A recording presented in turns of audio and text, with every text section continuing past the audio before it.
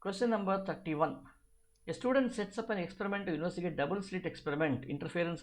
Student uses light of a single frequency wavelength from a laser to illuminate a double slit. Illuminated double slit. Okay. Distance between the two slits is given. Okay. So that the pattern of interference fringes is being formed on the screen. Student finds that the fringes are very closer.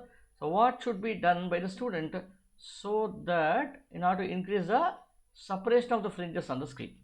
Now, when you say separation of the fringes on the screen, what parameter is asking? It is the fringe width, right? So, fringe width, as we know, it is given by lambda into capital D divided by small d. Lambda is the wavelength, capital D is the distance between the slit and the screen. So, instead of capital D, it's written as Q.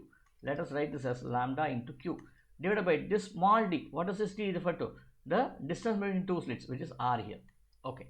Now, let us read the options. So, if you want, what is it you want to increase? You want to increase the separation, which means you want to increase the value of beta. How do you increase the value of beta? You should increase the value of Q or decrease the value of, this is why it's not going, okay, decrease the value of R or increase the value of lambda. Okay, either of these three options should be here. Distance P from the laser to the double slit. What should the student decrease?